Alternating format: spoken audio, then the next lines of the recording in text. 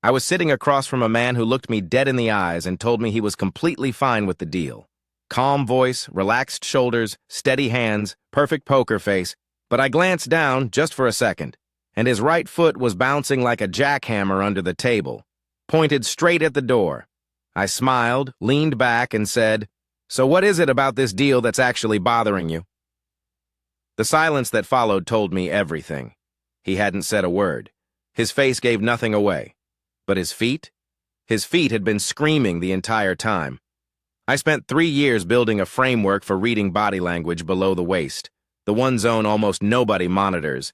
And what I found changed every negotiation, every conversation, every interaction I've had since.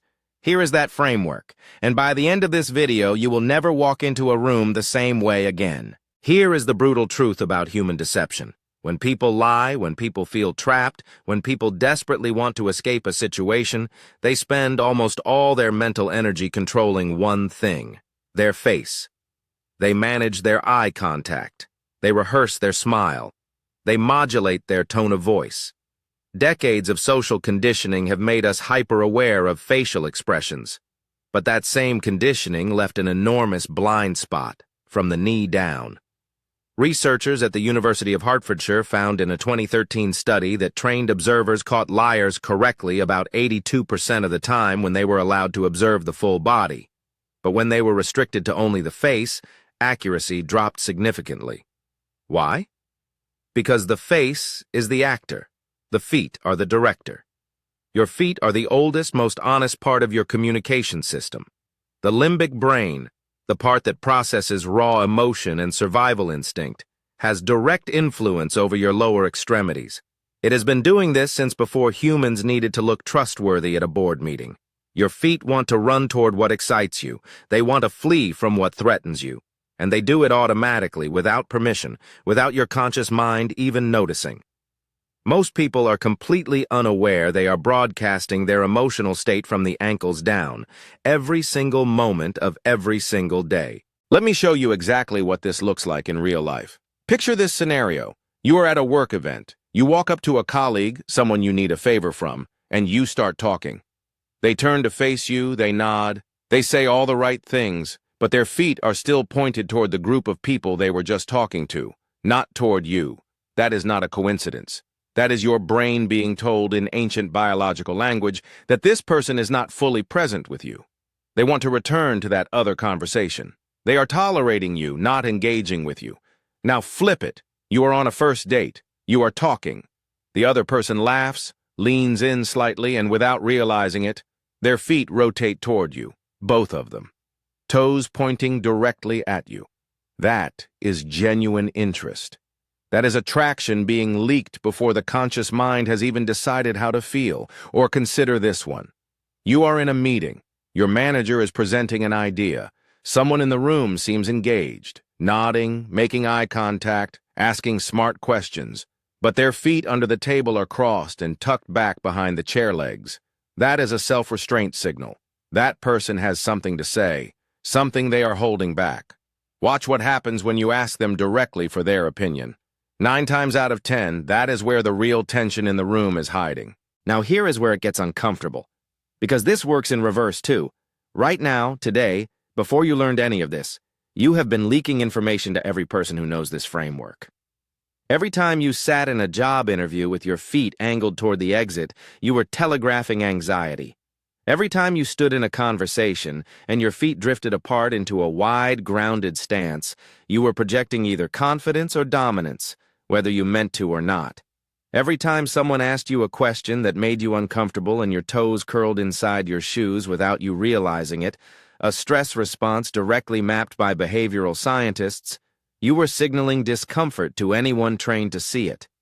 Think about the most important conversations of your life: the salary negotiation, the difficult relationship talk, the high-stakes pitch. How were your feet positioned? Were they still? Were they bouncing? Were they pointed toward the door? You had no idea you were being read like an open book, and the person across from you, if they knew even 10% of what I'm about to show you, they had an enormous advantage over you in that moment. That advantage ends today. So what are the actual signals you need to know? Let me break down the 6 most powerful foot cues, the ones that appear in every high-stakes interaction. Number 1, foot pointing. Feet point toward what the brain wants. In a group conversation, whoever's feet are pointed toward you is the person most interested in what you are saying. Use this to identify your allies before you make your ask. Number 2, the foot freeze. Under extreme stress or deception, feet often go completely still. It is the opposite of what you would expect. The body is mimicking prey behavior. Freeze so the predator does not see you. When someone's feet suddenly stop moving mid-conversation after a specific question, pay attention. Number 3, the happy feet bounce. Rapid, contained bouncing of the foot or leg is almost always a positive excitement signal. Someone just got good news they haven't told you yet, or they genuinely like what you just said. Number 4, foot withdrawal. When someone pulls their feet back under their chair or crosses their ankles and tucks them away, they are psychologically retreating. Something in the conversation just made them want to get smaller. Number 5, toe elevation. The heel stays on the ground, but the toes lift up. This is a confidence and positivity cluster. It means the person just heard something they like. Watch for it after you make a proposal. Number 6, the foot pivot toward exit. One foot rotates subtly toward the nearest door or exit point. This is the body voting to leave before the mouth has had the courage to say so. Here is the deeper truth that took me the longest to understand. Foot signals are not just for reading other people, they are for reading yourself. Once you start tracking your own foot behavior in real time, what your feet do when you are anxious, when you are excited, when you feel cornered, when you feel powerful, you gain something rare. You gain self-awareness at the biological level. Most people operate on autopilot through their entire emotional lives. Their body is broadcasting every fear, every desire, every moment of doubt, and they have no idea. When you become conscious of your own foot behavior, you can start to regulate it. You can consciously plant your feet, both feet flat, grounded, pointed directly at the person you are speaking to, and that physical act will actually shift your psychological state. This is called embodied cognition. Your body does not just respond to your mind responds to your body. Stand like you have power. Plant your feet like you belong in the room, and something in your brain will start to believe it. This is why soldiers are trained to stand at attention, why executives are coached to take up space, why the most commanding people in any room seem almost physically rooted to the floor. They are not performing confidence. Their feet taught their brain to feel it. The universal principle underneath all of this is simple. Deception is cognitively expensive. Lying, managing impressions, performing an emotion you do not feel, it requires enormous mental resources. And the brain, being efficient, allocates those resources to the highest risk areas first. Face, voice, eye contact. The things people know they are being judged on. That leaves the feet, the lowest risk zone in most people's minds, completely unguarded. It is the same reason that a professionally trained liar can hold perfect eye contact while their foot betrays them beneath the table. The same reason an introvert who says they are totally comfortable at a party has their toes pointed at the wall all night. The brain cannot manage everything at once, and what it does not manage, it reveals.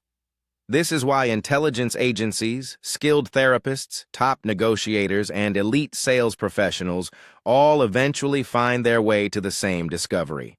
The closer you get to the ground, the closer you get to the truth. Every person you encounter is giving you a live, unfiltered broadcast of their real emotional state. The only question is whether you know how to tune in. So how do you actually build this skill? Here is the 3-step practice I use to make this automatic. Step 1. Start with coffee shops and public spaces. Before you ever try this in a high-stakes conversation, spend 1 week just watching feet in low-pressure environments. Coffee shops, waiting rooms, anywhere people are having conversations around you. Look for foot direction changes when someone joins or leaves a group. Look for the freeze signal when someone checks their phone after receiving a message. Look for happy feet bounce. Train your eyes before you train your reads. Step 2. Use conversation anchors. In your next important meeting or negotiation, choose one specific moment, maybe when you make your key ask, and watch for the toe elevation signal. A lifting of the toes after your proposal almost always means you landed a positive reaction, even if the face stays neutral. That tells you to hold your position and let the silence work for you. Step 3. Go deeper with expert sourcing. The book that first brought foot signals to mainstream attention, and the one I recommend to everyone starting this journey, is Joe Navarro's The Dictionary of Body Language. Navarro spent 25 years as an FBI agent specifically trained in nonverbal communication. His chapter on feet and legs alone is worth the entire cost of the book. He breaks down signal clusters that go far beyond what one video can cover, and he gives you the forensic precision to avoid misreading someone based on a single cue. Because the most important rule in all of this, never read one signal in isolation. Context is everything. A person with their feet pointed away might just need to stretch. Look for clusters of 2 or 3 signals pointing in the same direction before you draw a conclusion. That is what separates someone who reads people accurately from someone who just thinks they do. You now know something that most people will go their entire lives without realizing. The face is the performance. The feet are the truth. Start watching. Start noticing.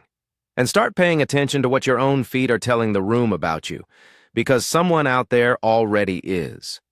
If this framework shifted the way you see social interactions, drop a comment below and tell me the first situation you are going to use this in. I read every single one, and if you want to go deeper on reading people, deception signals, power dynamics, the clusters that reveal hidden attraction, subscribe and hit the bell. The next video in this series goes somewhere most body language channels are afraid to go. You are not going to want to miss it. Disclaimer. This video is for educational and entertainment purposes only. Nothing constitutes professional advice of any kind.